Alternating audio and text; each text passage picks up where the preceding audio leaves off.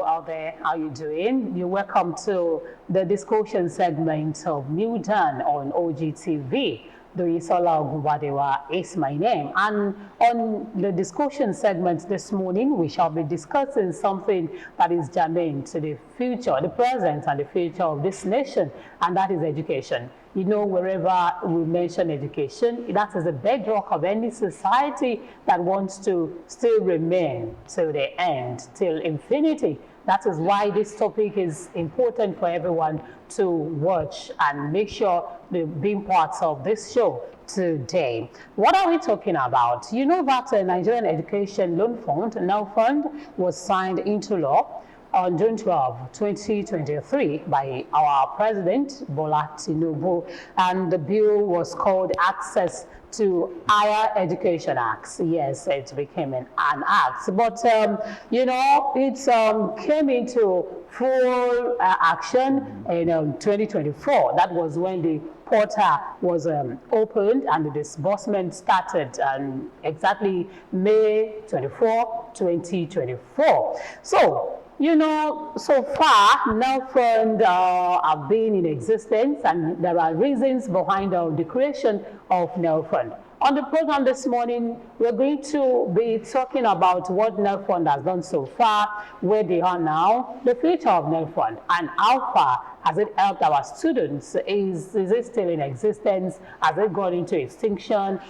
So many things that surrounds NELFUND will be discussed on this program this morning. So we have two scholars. Let me call them scholars because who am I? Just a presenter. I can't say anything on the topic of today, but I have people who are capable, who are ready to tell us about NELFUND this morning and its challenges, of course. That's what we're discussing. So I have Professor Dele Odunlami, the Dean Faculty of Social Sciences, Obafemi Olabisi Onabanjo University, Agoiwe, pardon me. I have him beside me this morning. Good morning, sir. Thank you very much, Joey. You almost had an interference. Imagine interference from Professor Adeola. Okay, my second guest this morning is from Obafemi Awolowo University, Ile-Ife. Maybe that was why I wanted to mention Obafemi instead of Olabisi. Professor Adeola, how are you doing today, sir? Thank you so much. Good morning to everyone. Good morning to our viewers at home. Oh. Good morning, Prof. Good morning, sir. He is the Acting Zonal Coordinator at Akure Zone. And I'm not alone on the show today. Of course, I have my colleague here as well, Taiwo Babajo. How are you doing? Very well. Good morning, Nigerians, and you're welcome, Professor Odulami, my own professor, and also Professor Egbetokun. Welcome to the show once again this morning. Let me start from the studio. Professor Odulami, let's look at NELFUND and the student loan. It started in 2024, just like Doyin mentioned. So far, so good. How will you rate, you know, the program? The federal government came up with that plan, saying they want every Nigerian youth who are aspiring to, you know, have formal education, not to have any barrier, financial barrier, and they came up with that plan. And we've had testimonies from some students, but so far, so good. As a lecturer, I know that the Nigerian also had reservation about this. Yeah. Now, how will you rate? So far, so good. It's been more than a year, more than 1 year now. How do you rate? Yes, you started on the right premise by predicating your intro on the reservations. Not only as you had, some Nigerians too felt that you know, a program that looked more like a palliative than a fundamental one that attacks the roots of problem may not actually be sustainable. But we want to say, without any bias, that when you assess the activities of this present administration at the federal level, you discover that NELFUND is one of those magic ones, you know, that is giving them positive public opinion rating because of the direct impact it has had on beneficiaries so far. Prior to the takeoff of that program, The situation in most schools, most institutions, is that the turnover rate for students who drop out as a result of their inability to meet their financial responsibilities was rather high. Was high. I mean, there were instances of students opting up for what we call leave of absence once they cannot, continue because of their financial, challenges. But with the intervention of this fund, and then some mobilization efforts by student union governments in respective institutions, they've been able to harness, mobilize students to enroll for the fund, and directly the fund had been interfacing with institutions that were listed, and to a large extent, this has reduced the incidence of students seeking leave of absence or dropping out of school as a result of that. But as we said, without preempting what other things we'll say in the course of the program, the Nigerian factor is fast taking over again, just as ASU rightly thought about it. But I think in the long run, it's done well, and the problems or challenges are not insurmountable if only governments can do the needful. All right. Now, from what you said, that means admission in universities are now, numbers of students seeking admission to tertiary institution keeps increasing. What has been the reaction? So to say, you're a university lecturer, you're in the system. What has been the reaction for even those, not only the ones seeking admission now, even those that are already there who are seeking fund? What has been, their reaction to this funds? Yeah, we do not have data to support the view that the takeoff of NELFUND has, affected enrollment. But what we're saying is, in terms of the turnover rates of dropouts has reduced significantly, no doubt about that. Because, like I said in my opening statement, except for those students who were not aware, because awareness is still an ongoing process, there are also students who are skeptical about it too. But by and large, a large chunk of them, through the activities of the respective student union governments, as they call it in the institutions, have now taken advantage of it. And the funny thing about it is that the students are also smart. As part of the problem, that we analyze, there are situations of double, application, or double application in the research.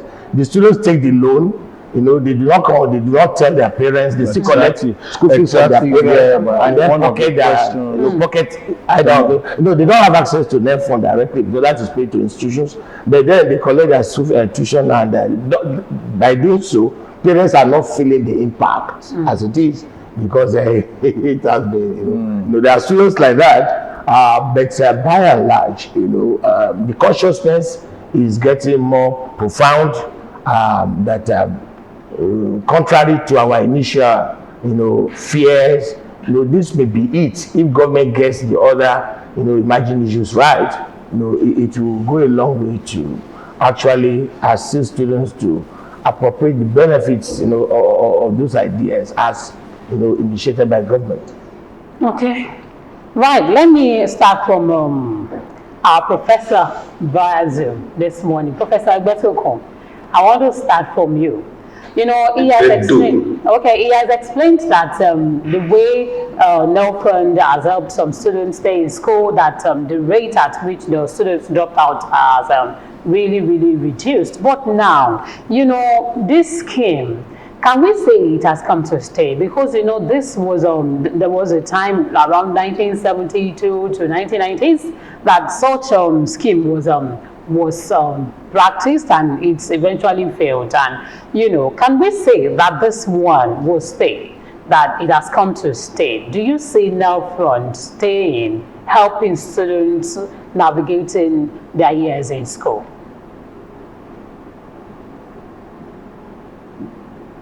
That's a very tempting question.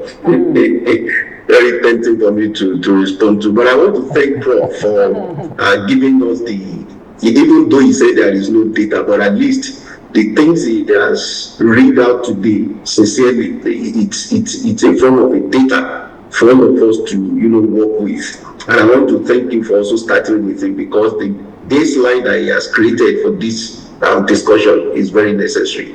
Yes, as for whether NELFUND has come to stay or not, sincerely, I don't think I have the capacity to answer that question. Yes. I don't have the capacity. But I think from the data that we received from Prof this morning, yes, it is already helping our students.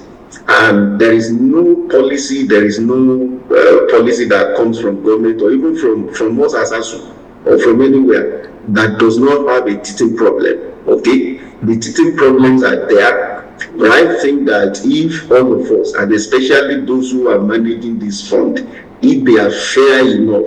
I was reading something yesterday night about what Mr. Sawyer was saying. He said we cannot prosecute, we cannot arrest, we cannot do this, we cannot do that, but we can report incidences of whatever to agencies that are qualified to do whatever should be done. I think that if all of us, especially the NELFUND itself, the person that is heading NELFUND, the institution aides, the students, and all in charge of whatever has to do with NELFUND, if we are all sincerely,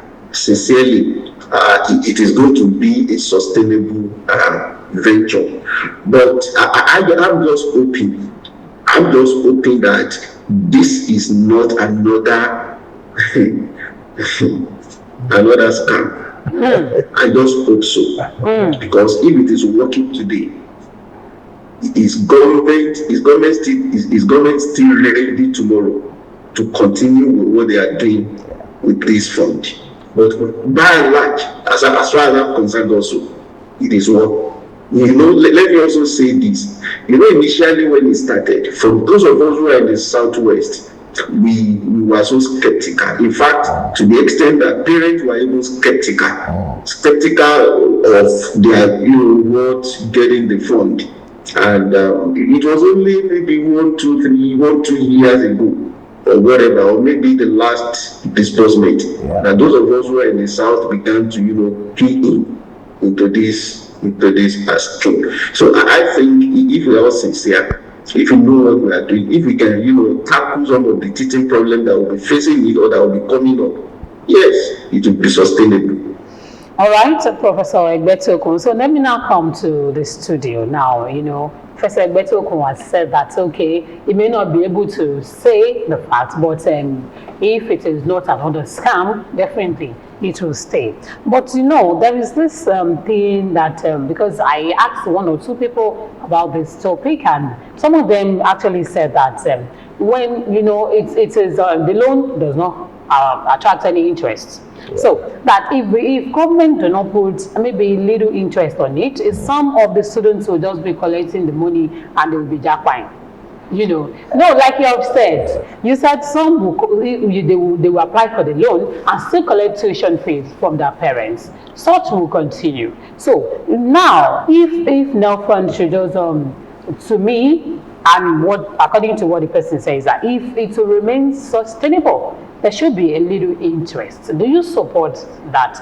No, I do not. Opinion? I do not support interest. Why? Because it will defeat the very philosophy of that program.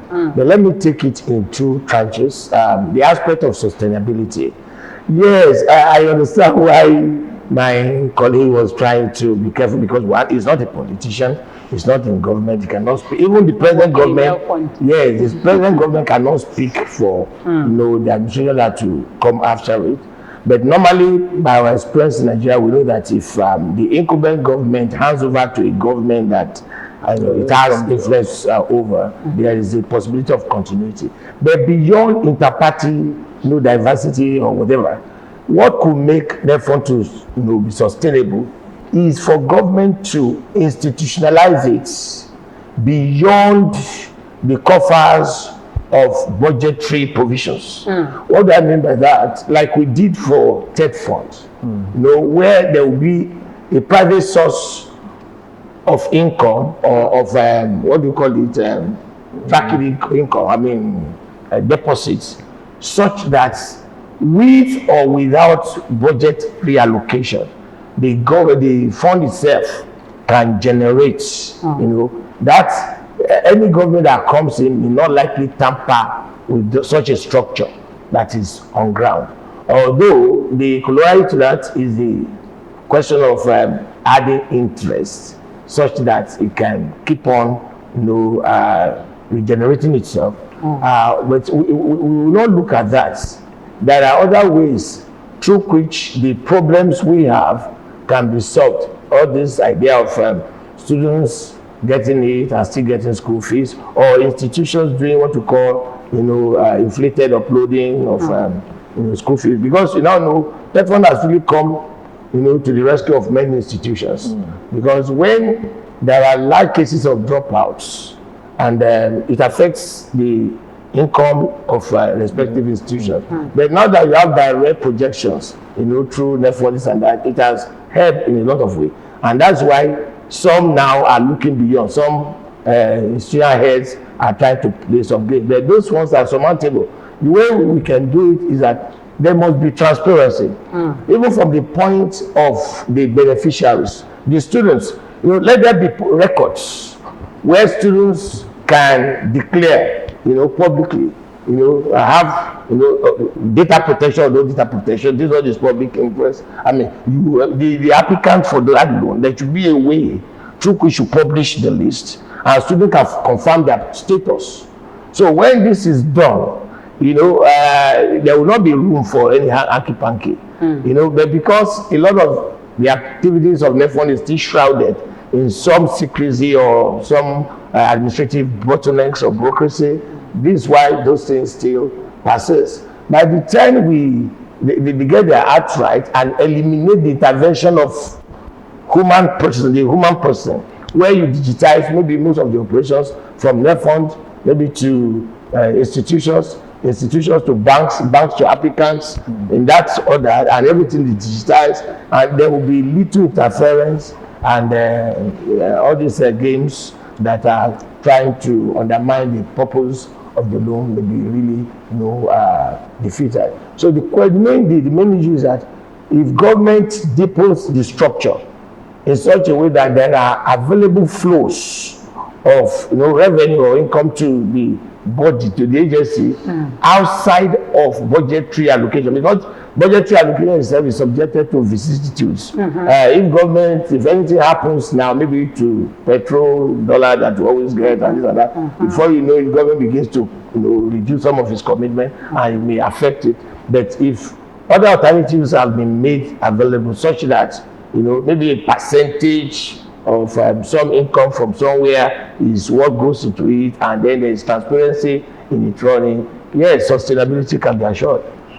Well, all right, Professor Egbedokun, let's look at, we are talking about something that is germane, which has to do with sustainability, because we're looking at this issue without, if we cannot get back some of this money, recoup some of this money in years, definitely the issue of sustainability will become something that we will just continue to analyze, and we might not see the end of it. But as it is, let's look at the unemployment rate and the fact that the timing of payment for this loan.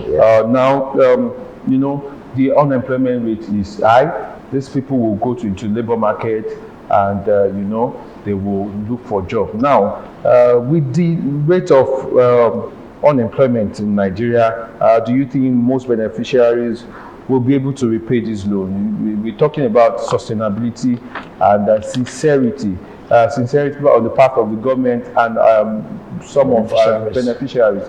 Do you see these young ones or these undergraduates being able to pay back in that short 24 months or so? Well, So, again, sincerely, I think it's something that is open and that is known to all of us, that the rate of unemployment in Nigeria is too high. And this is one of the issues that ASU was looking at, that before we even go into such a scheme, why don't we create institutions whereby things are running properly, that the nation is running properly?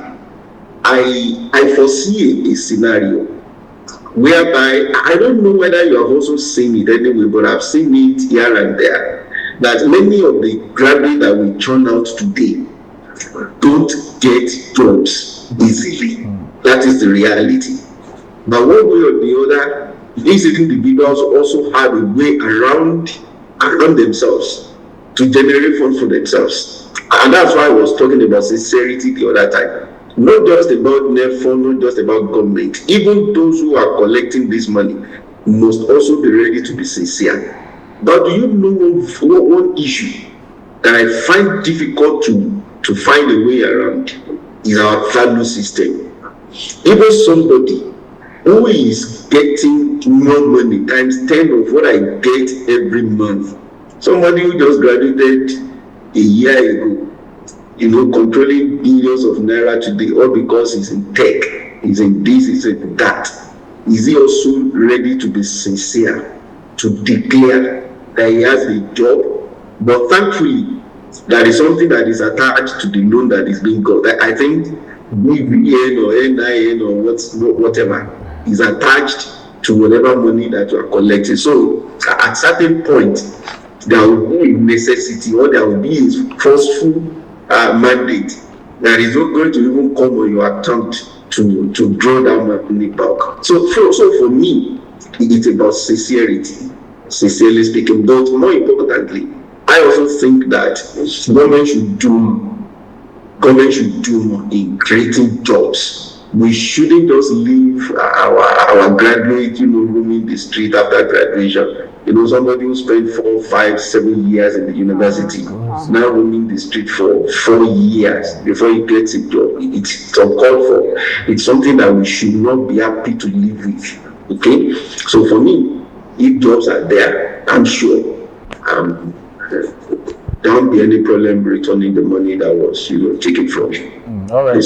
Okay, maybe that will still take us to this issue of skill acquisition and stuff. Maybe the entrepreneurial program. Well, maybe you to take us. But let's still look at this issue of the future of this program. Now, some people are saying that the sustainability possibly maybe it's not totally a problem. Let's say the government is able to sustain and people are paying. But some are saying maybe government also has a motive to possibly reduce the subventions of universities later if you have a lot of people, admission into schools, and we have also NELFUND student loan coming in. And are you also afraid, that's Professor Egbedoku, that in the near future, when the money is coming, university is having a lot of admission, undergraduate, and money is coming in?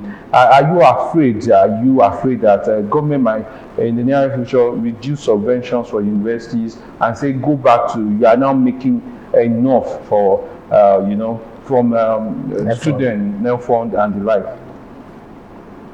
Well, I wouldn't think that is going to be a logical or any sound argument from government, because the truth or the reality on ground is that if we admit 10,000 students this year, they are going to pay tuition fee. Exactly. If we admit 15,000 students next year, they are also going to pay tuition fee. Let's assume that those who pay 10,000, the 10,000 students this year are paying not from NELFUND, while the 15,000 next year will pay from NELFUND. It doesn't change anything. Exactly. That does not increase the number of millions or billions of naira that come into the university. Now, that money is for certain administrative purposes. Okay. The other issue, which is about what do you call it? Subvention to the university. Subvention to the university, I think, is in two phases or in two folds. The one for salary, which is actually not subvention in the real sense of it. It is what we use in doing some other overhead. Sorry, I will not be correct with some of those terminologies. Okay, maybe in doing some you want to buy this, you want to buy that. Okay, that is what subvention is made for. Subventions are not equal or are not the same with the tuition fee that students are paying. So for me, I'm not afraid. My union is not afraid. In fact, we can tell you for free that if that happens tomorrow, we are going to stand up for our universities. ASU is going to stand up for the university when that comes to be, even though we're also at that point going to challenge our vice chancellors, and we're going to challenge the council of every university to also stand with ASU, because universities were not established by anybody, but by the government, whether at the national or the state level. Okay. Now, if I may add to what Prof. just quickly said. add, because I want to follow up. Yes, the question is even that if government there takes a risk like that, they will be compelling institutions to abide by the principle of demand and supply.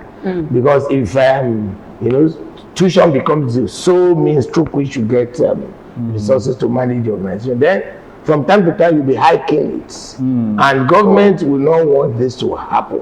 And this again is in contradistinction to the philosophy of ASU and other likely minded structures within the system. So tuition is just one aspect of it, and it cannot be subjected to market forces and say, okay, since we are floating this, then we will withdraw. No, government cannot share its responsibilities just because you are providing. There are two ends to it. At the consumer side, that is the student side, you are making things easier for them. But then at the other side, where we produce, knowledge industry we are producing, you need to also have some inputs to that will sustain the system, so that what you are producing is not beyond the reach of those that they are meant for. So I think this is the simple logic why we cannot just go by that proposal. Okay, now coming back to you, Professor Egbetokun, you said that if anything of such happened, ASU will still stand up for universities and the rest. Now, don't you think that universities too, they have their own roles to play? Because when I go through I do some readings, and I got to know that about 51 VCs and 34 higher institutions are already being probed on the hanky-panky they're doing on the student loan. Are you talking about corruption? Yes, corruption, and when we talk about sustainability, all these things matters as well. Because I believe that if some students are on NELFUND, that maybe that's what they use in school, the school should have the data of the students on NELFUND. This will help the students and even the institution too. But there were some allegations and some quotas that some banks and some schools, they connect together, holding back the money even when it's been disbursed, and some VCs were probed and the rest like that. So what is ASU doing in support of this? The NELFUND, ASU should also be able to do something to make it last. All right. Maybe we should make this clear abundantly once again. Okay. Now, from the inception, ASU did not support the program of NELFUND. Why? From the beginning. Why? Even up to now. Because we do not believe in it. In fact, if you go through some of the engagements that we had with government and even on media, we said that we were afraid that this is going to be another scheme that is going to go into extinction within a short period of time, because we believe that rather than give loans, why not grants? Okay, grants to the student. Is it too difficult for us to give grant to our students? When I was in the university, or when I was in college of education, right from there, I received bursary from the local government. Okay, local government. Up to the time I was in the university, I was still receiving the bursary awards. Okay, so why can't we do something like that from the federal government? So on the basis of that, there's nothing we are going to do. But you see, on the matter of corruption, sincerely speaking, I think we should also separate two things. Okay. ASU, academic staff, or ASU at the university administration. Yes. All right? We are not administrators. We are not the university. We are just a pressure group in the university. I am an academic staff, but I do not belong to the administration or the management of the university. Now, if anybody, whether an academic staff or non-academic staff, or even the vice chancellor, is found wanting, I think the right thing, just like Mr. Sawyer said in the article that I said I read, if anybody is found wanting, let them go through the normal disciplinary processes. Yeah. And let me tell you for free, ASU will not, because of that, say because Dr. Professor Lagbaja was involved, we are going to go on strike because of that. No. Even on disciplinary basis in the universities, ASU will stand with the university to say the disciplinary processes must be followed. Yeah. Don't about anything with anybody. Okay, don't do anything anywhere. Do what is normal. So if there are cases of corruption, whether at the university level or in connivance with the banks, let there be institution of disciplinary process. And let whosoever is found wanting or culpable or whatever, let them go to wherever they want to take them to. As simple as that. It's a government money, and it is our money drawn from all of us. So it should not be mismanaged by anybody. Okay, now let me come to the studio. I know that at least you, from the experience you've shared with us, you know that there are some students that are on NELFUND, and this has been helping them navigating through school. But now, like, how many students have come to you to complain that, okay, this is what I'm going through because I took the loan, or this is what I have been through because I want to take the loan? Have you ever seen any like that? Or parents? Or parents complain to you? No, I've not had incidents like that. Or rather, like I said in my opening speech, what has happened is that the consciousness is now just gaining ground. You know, the student unions themselves are up and doing now, trying to sensitize their members to avail themselves of opportunities like that. I think what is more important is in taking away the bottleneck or these teething problems that we're talking about, so that you know, the benefits, you know, the benefits of the program can still be more felt. Yes, grants, okay, grant is okay. But we all know the problem when it comes to grants. Grants you give, you don't take back. The idea of this loan is for it to be sustainable, so that over time. So government, well, there have not been beneficiaries that have graduated. Before you can begin to assess that in the real sense, you have to wait for at least 10 years. That is 4 years or 5 or 6, depending on the tenure of the academics for those beneficiaries. Then give them 2, 3 or so years again to prospect for work, and then see if they will, you know, repay. I think that's the direction government should be really looking at. And as we asked initially about sustainability, if you are giving somebody a loan on the, you know, condition that, okay, once you start working, you will pay, it is also part of your responsibility to ensure that he has work to do. And to get that work, I think that is the second aspect of it that government should be looking at. Yes, LUC, you know, has done a lot of work now in injecting this entrepreneurial, you know, content in curriculum, such that everybody will not go cap in hands asking for white-collar jobs, you know. So, but there must be an arrangement too that, okay, suppose you say a graduate that does not want to apply for a non-existent job and wants to start on his own, government too should also go another length of assisting such people to start some work so that they can, you know, pay back the loan that is hanging on their necks. So these are the kind of things, and it requires a concerted effort, if you ask me. And I thank God the configuration of political participation is such that when you have a ruling government, they also have some states that they also control.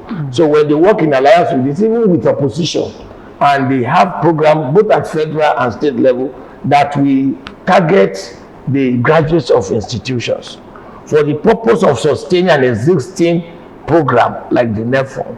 I think it will go a long way to ensure that that program really succeeds. Another angle to it is a lot of redundancies about in our system. There are people who are overaged that you have left system, but because they don't have, you know, sustainable program for after office, they keep on cutting their age, remaining in office. If government can make retirement easy for people who have served their due time in service, it's easy for you to replace such people with graduates coming out of the institution. But as it were, senior citizens are suffering because once they leave system, they don't know where the next meal will come from. And that's why everybody wants to die in the system. And if they're not leaving the system, new entrants cannot be. All these are the cyclical things that government should look at holistically. And I think if there's any government that has the capability of doing this, it's the present government that can really think outside the box and fix it holistically. Because fixing it for one end will not guarantee, you know, success for the whole system. So it's a collective thing. So we must look at that deliberate aspect of employing. You know, it's not all the time people will be frustrated. Okay, suppose we get the loan. A lot of people get the loan now, jackpot, as we say. So how do we go to UK to now bring somebody to come and repay back? It's just like the problem we are having in the medical industry now. Institutions are paying so much, government is paying so much to train medical doctors, you know, and the moment they are trained, they leave us and go and service other economies. And we are looking, take the statistics, and thank God Prof was to testify to that. Most institutions that are running medical programs, it is the resources we get from other programs that we use to fund that program. It's the most expensive in school, without the facility and whatever. But the moment these people graduate, they take the services elsewhere and we lose. So all these are things that go, what is making them lose?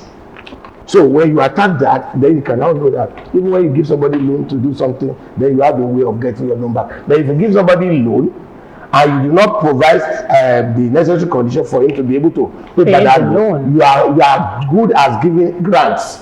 And we pray that NELFUND will not turn to grants as a Prof. Some people are saying, Professor Odulami, that without funding of vocational education, that just like what we spoke about on the rate of unemployment, that without funding vocational education, there's every possibility that this program will not be sustained, because you know what we had now, NYSC, the reform, and that vocational education and budget, increasing the budget for education. Now this, especially vocational education, it will complement whatever it's be able to do. Now those people are raising this concern that if you fund vocational education, those who cannot get a white-collar job will navigate.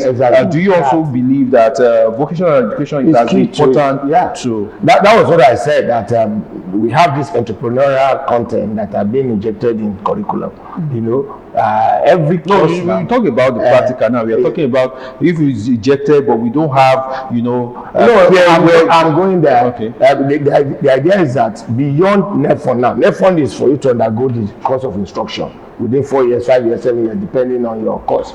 Now, when you are out, there should also be a complementary program as to that will assist people who want to start all these cottage, small scale Business. industries, ideas like that, so that I can go. Maybe they will float some scheme, you go to bank, negotiate, start your own business. And even without that structure now, a lot of people are even doing it.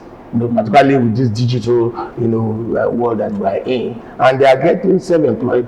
They are employing even their colleagues or people too. So if government can now make that part of its it's like you have twins, complementary program that when you leave school, there are some soft loan you can take to start some business, maybe with 10 million or whatever at it.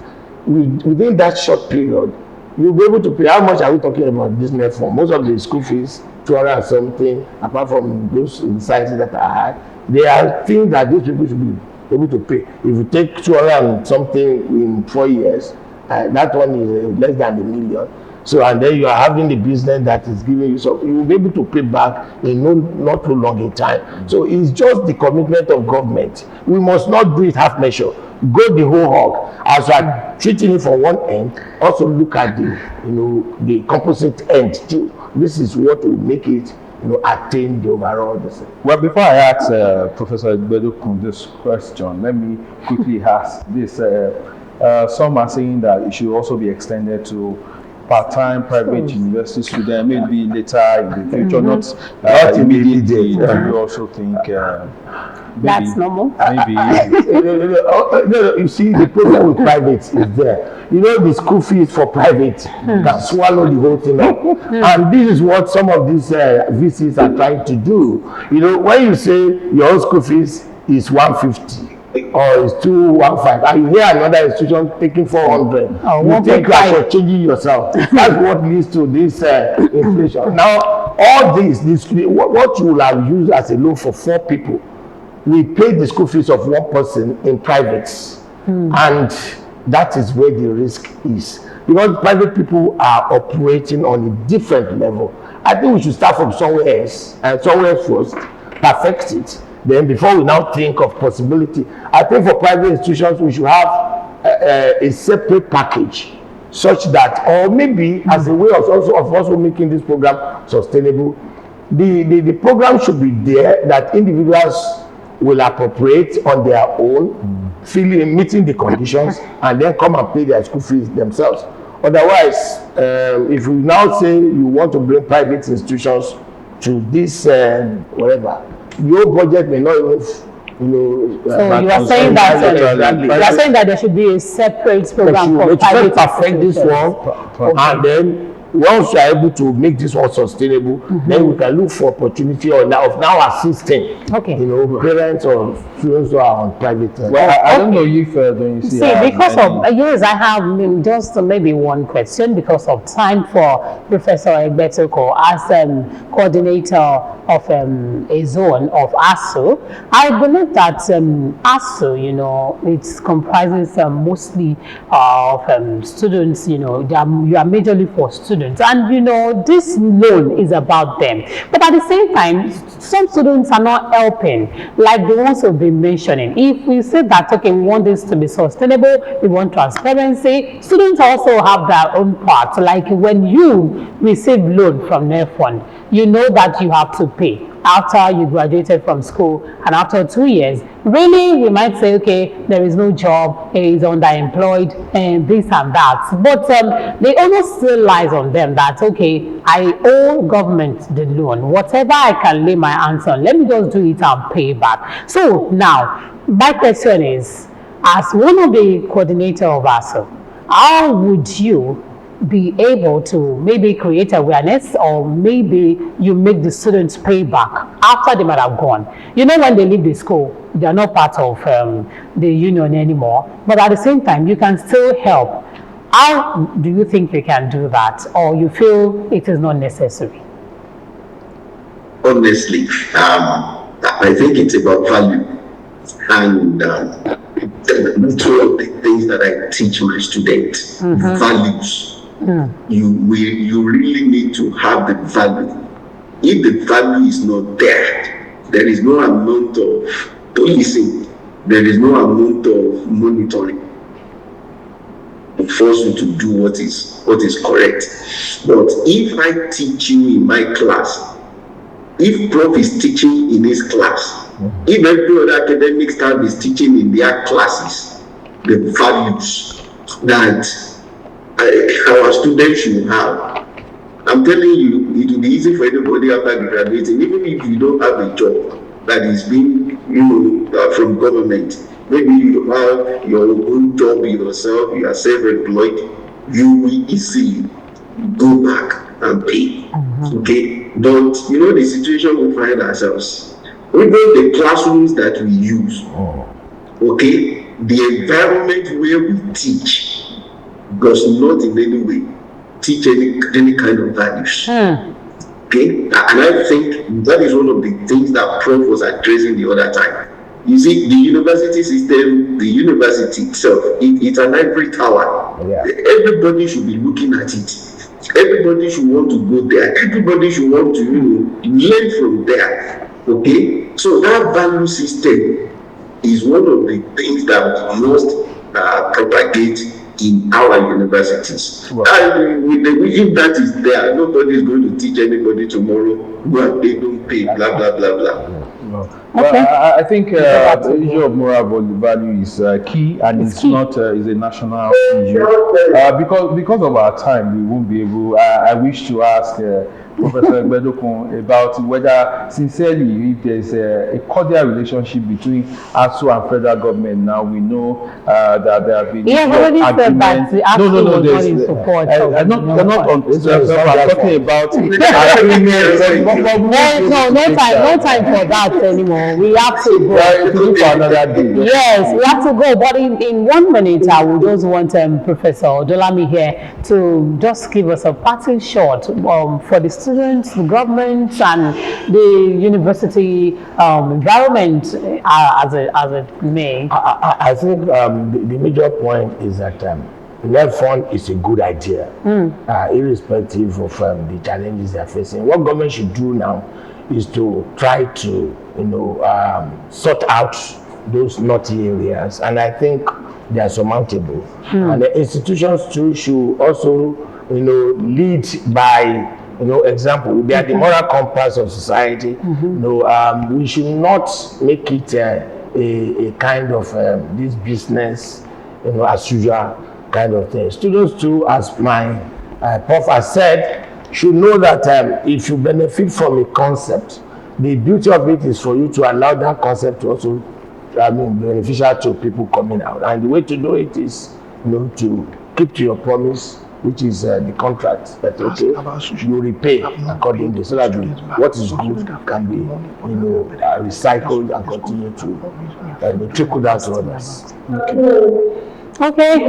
I think we just have to go on the show today because if we should continue, I just wish you just one of there is a government official here today from NELFUND that will be able to answer so many questions which I have for NELFUND, because you've been talking on the part of the university environment, and of course you've really made a lot of points that I think if government should look into, it will help NELFUND to be sustainable. So I want to say thank you to the ASU Zonal Coordinator, Akure Zone, and person of Professor Adeola Egbetokun. Yes, thank you for that correction. He's a lecturer at Obafemi Awolowo University. Thank you for being part of the show. And Professor Odolami, thank you so much for being part of today's show too. I know that there is no time we invite you that you will be here. So thank you for always being there for us. So Taiwo. Well, that was the show this morning. We thank the professors for molding life. We thank you very much. And another thing will join you on Wednesday, where they will be treating another topic. But till then, enjoy the rest of your day. Bye for now.